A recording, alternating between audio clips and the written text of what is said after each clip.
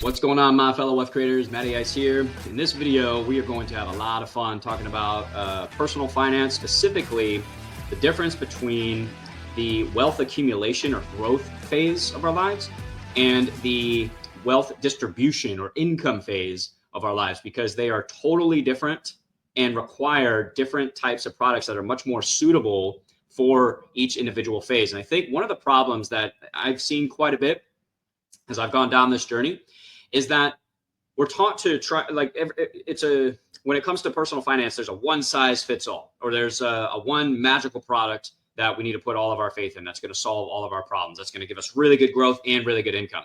And here's the problem: that's not the case. And the way that it was explained to me that really made it click, at least for me, was the difference between offense and defense when you're playing something like football, right?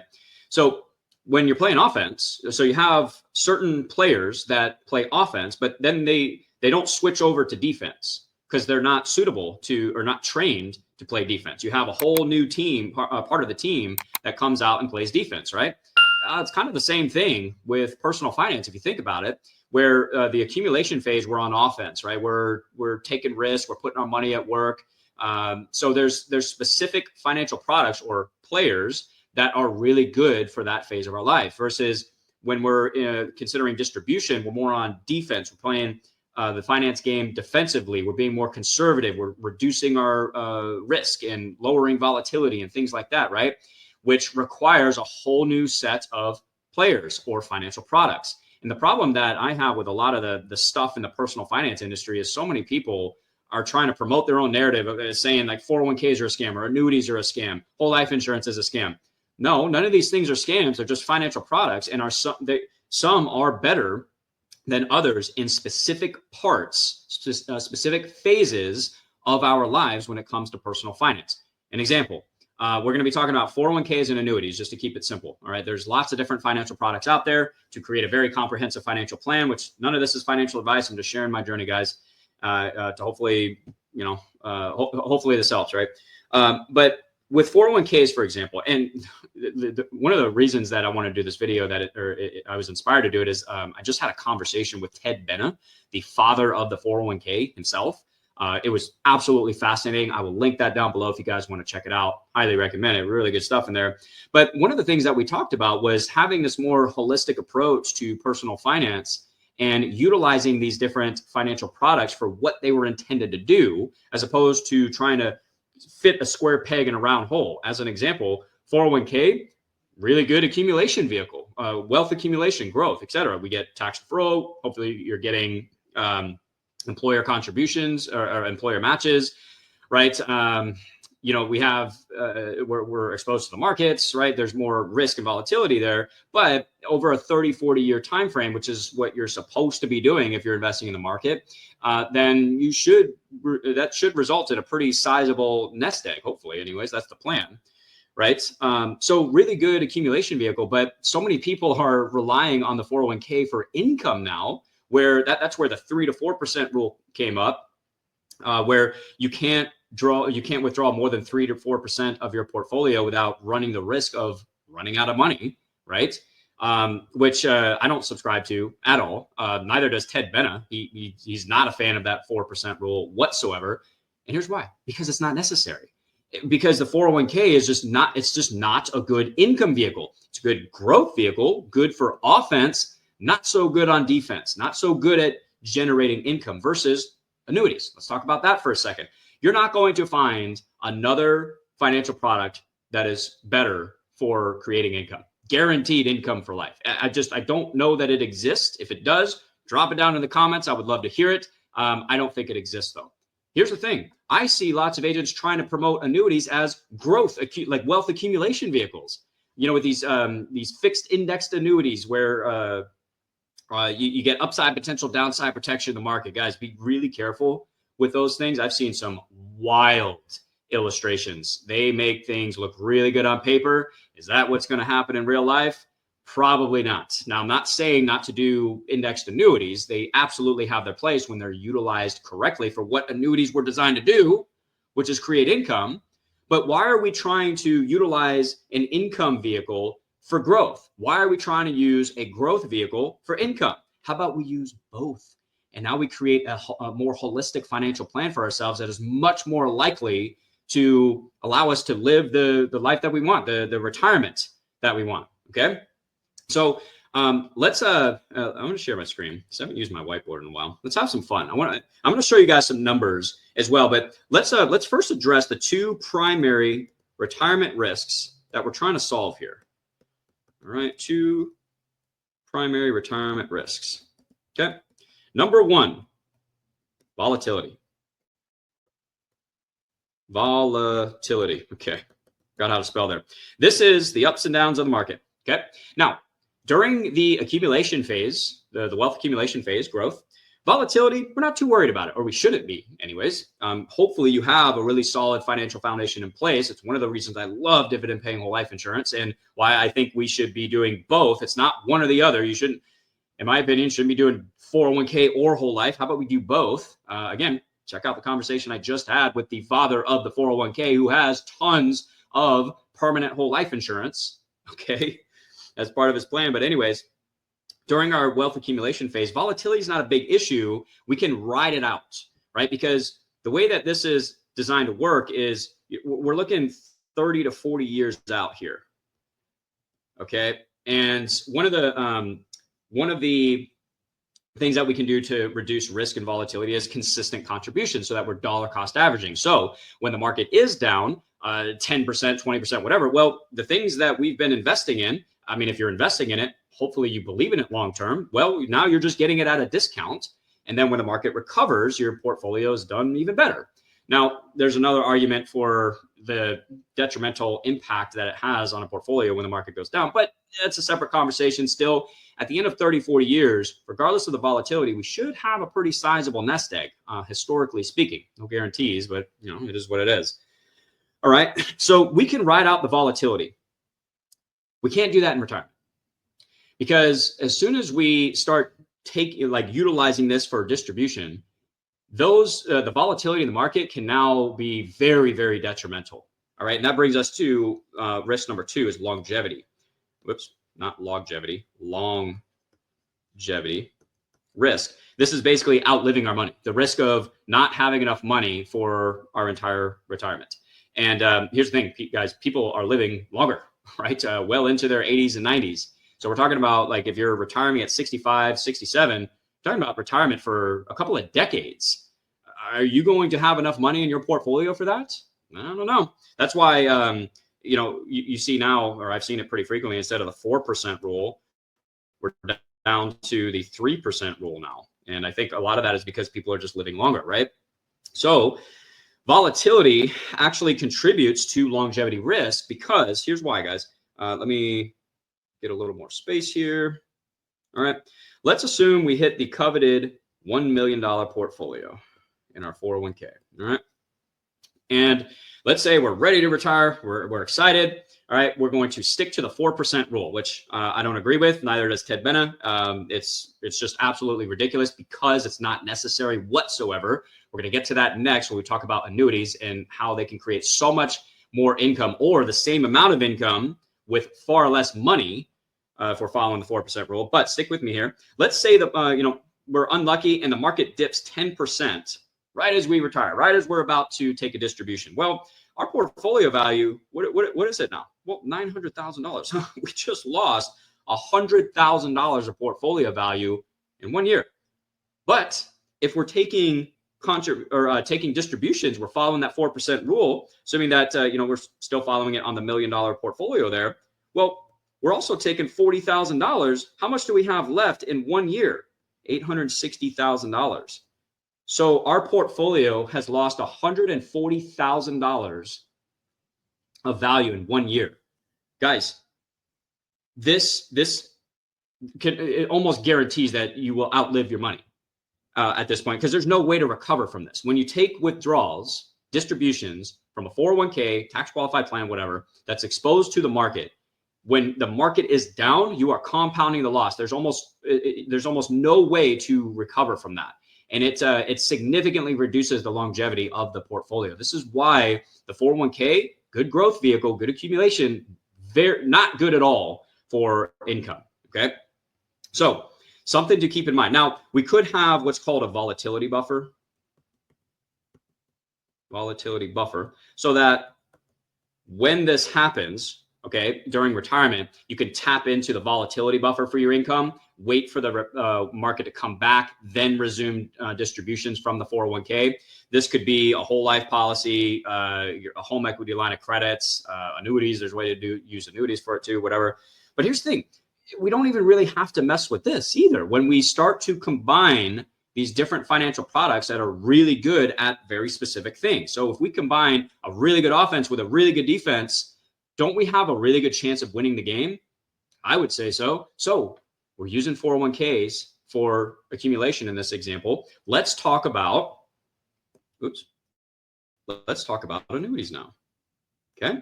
So annuities are absolutely phenomenal for income. Okay. So here's what they do. Guaranteed income for life. Call it lifetime income. What does this do?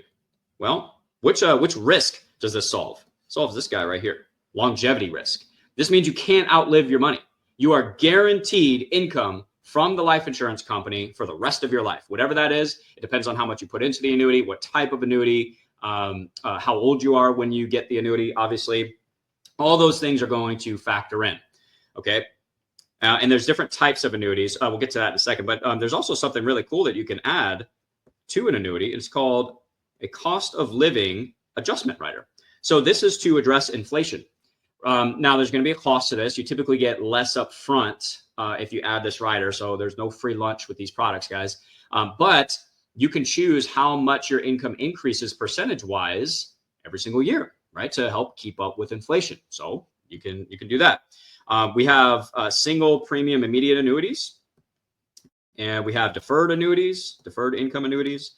These, in my opinion, are the primary ones that we should be looking at when we're talking about creating income. There's another one called fixed index annuities. There's also variable annuities, which I'm not even going to get into that. I don't know why we're trying to combine or make a really good income vehicle. Like why we're going to take that and expose it to the market and try and get growth out of it too. That just doesn't make any sense to me, but is what it is. But there's also fixed index annuities. Guys, be really careful with these. Not saying they're not good in some situations, but I've seen some crazy illustrations and content about these things, about all the upside potential and downside protection you can get in the market. And a lot of it can be very misleading, guys. Again, why are we trying to get growth in an income vehicle, right? It's defeating the purpose it's defeating its original purpose. So be careful with these. But single premium immediate annuities, deferred, maybe you're not ready to retire right now. Maybe it's 2 to 10 years in the future, but you want to start to de-risk your portfolio, start reducing some of the volatility risk, put it in deferred income annuity, and you could turn that income stream on whenever you're ready, right? Here's what really started to blow my mind. When it's always when I start running the numbers. All right, let's look at the actual numbers, why this makes sense. Okay, so we're going to use the $1 million portfolio. All right, at 4%, we're getting $40,000 per year. Okay. How much of this $1 million portfolio would it take to create the same amount of income with an annuity? Watch this, guys. This is going to blow your mind. This is really simple math too. Like, it's not complicated. All right, so if we take $40,000 divided by the 4% rule, all right, there's our $1 million portfolio. That's what we're trying to see. We're trying to determine how much money it would take to create the same $40,000 here. All right, so $40,000 of income divided by 7% distribution, because that's about the average for many annuities. Every company is a little bit different. Every annuity is a little bit different, depending on the riders you put on and all that stuff, how you design it. All right, but let's just stick with the average. All right, here's the thing. To create the same amount of income that we would create with our $1 million portfolio following the 4% rule would only take $571,000 in an annuity, and it's guaranteed for life. Is the income that you're taking from the 401k, is that guaranteed for life? No, it is not. Nothing is guaranteed with a 401k except that it's going to fluctuate pretty significantly. All right, but here's an interesting option. Again, this is not financial advice, guys. I'm just sharing my journey. I'm just fascinated by this stuff. I love it. It's a lot of fun for me. But what if we took, so we what is that? 5-7. We'll just call it 571 that we put into an annuity. Let's say we take 571,000 from our $1 million portfolio over here. How much do we have left? What is that? 429,000, give or take. So we have 429 left. Okay.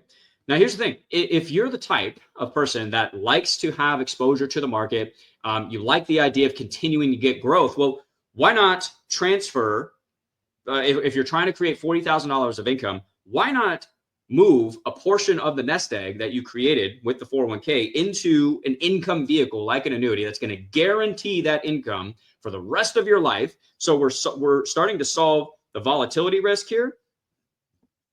All right, because we're taking a large portion of our money out of the market, out of the exposure of that volatility, and we're what did I do here? Volatility is up here, and then longevity right there. Sorry, I know it's a little sloppy, but we're solving volatility a little bit there, and we're also solving the longevity risk as well, because we can't outlive our money. It's guaranteed for the rest of our lives, and if we add a cost of living adjustments rider to it, that income can go up.